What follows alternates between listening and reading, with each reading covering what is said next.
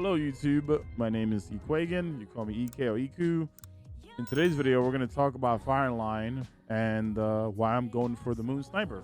Fireline was like 25% when it first came out, and then Bungie messed with it where it became like only 15%, and then they fixed it for the season where it came back to being 20%. If you don't know what the perk does, let's just go over that first.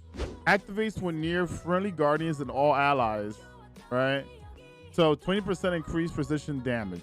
With vorpal weapon going down on heavy weapons, right?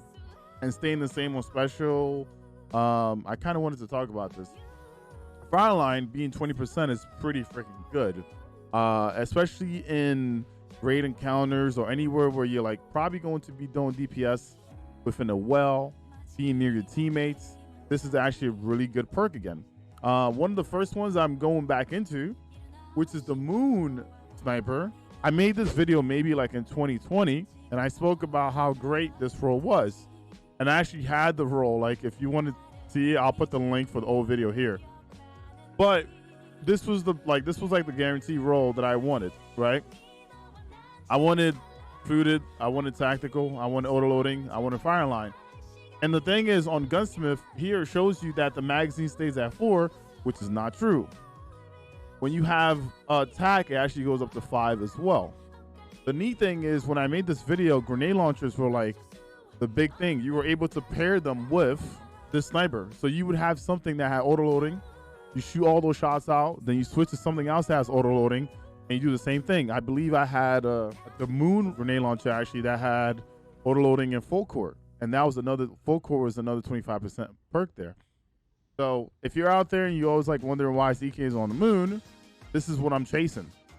When this first came, when the moon weapons first came back, Bungie didn't give this to these weapons. They took away autoloading, they took away Fireline, and like everything from here down was like what we got. Like we got like tunnel vision, osmosis, and all this stuff.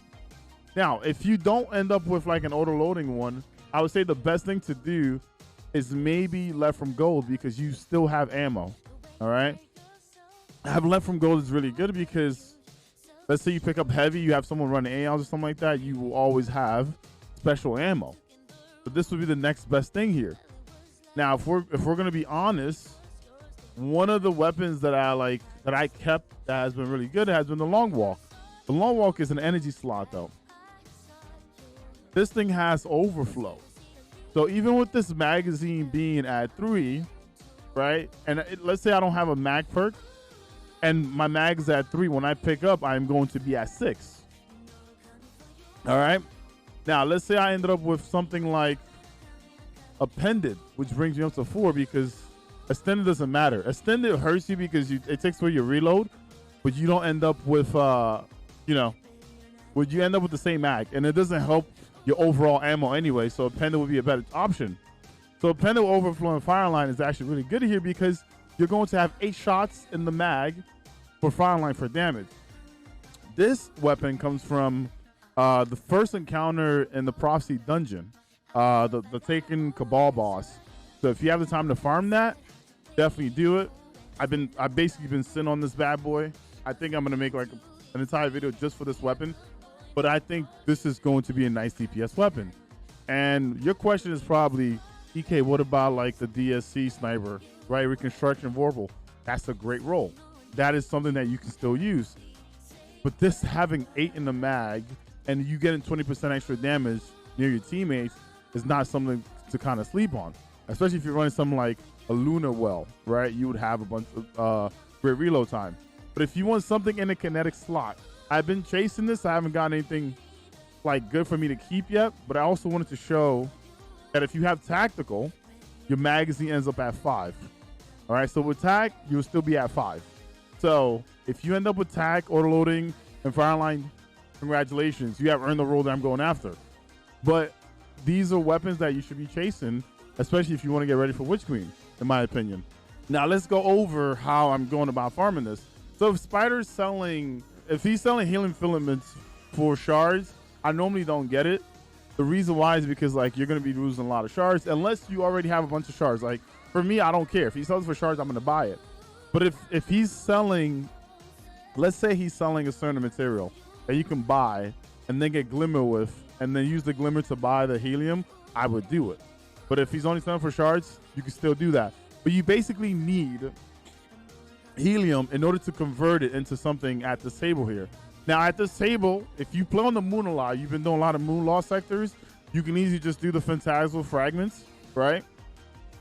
Which here costs 25 helium, which is why I said you need helium. But if you have a bunch of phantasmal fragments, you can turn that into a core. It takes 20 phantasmal fragments to make a core. So with that, you can then buy one of the bounties. I currently have the bounty on me, so I can't pick up another one, but it's kind of a neat thing to do. So now each week, another neat thing I like to do is pick up these 2 nightmare bounties. What I like to do is I pick both of them up. Okay, so you can get both of these done at the same time. The reason why I say you can get both of these done at the same time is because, let's say I'm looking at the moon and I see, let's see, Nightmare Omnigul, we have the Fanatic, and we have Skolas. I normally pick the one that has like a bunch of nightmares at the beginning. Each nightmare basically is about 3% each.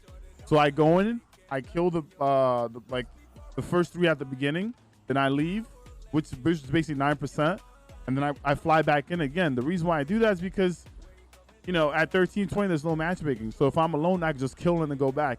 Last week was actually a better one because you had Tanics, and with Tanics you can actually kill 3 nightmares at the beginning and then 2 in the next room, which is basically 15%, and then you can fly back in.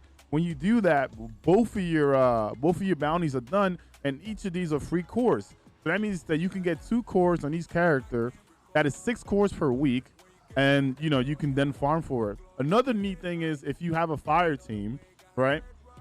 On the moon itself, there's these Tolan patrols.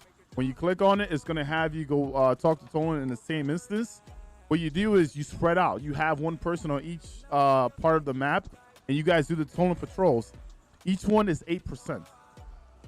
If you pick up any moon material like on the ground and stuff, like helium on the ground, that's 2%. And if you grab a chest, that's 4%. So then on your ghost, if you put on like the moon stuff, like the moon scanner and the moon chest finder, that will also help you kind of get this done really quick. If you need to, I've been running Cloud Strike. Cloud Strike basically gets me the 25 kills really quick, which allows me to kind of like save some time. I just, you know, I kill one thing, a bunch of things around it dies, and boom, like, you know, we're good to go. So if you were looking for a nice kinetic weapon, right, you don't want to go do DSC and get some spoils and then hope to get, you know, like the recon of Whirlpool roll. This is another great option to chase after. I don't have what I want yet, but you know, a lot of people do ask, why are you like on the moon and why are you farming for a sniper? This is the reason why I'm farming for it, because I feel like this is going to be something that you're going to be using in the future. It's a nice sniper, and like I said, I will be going into how to get the Prophecy Dungeon Sniper as well. Like I said, this roll right here is like, this is perfect.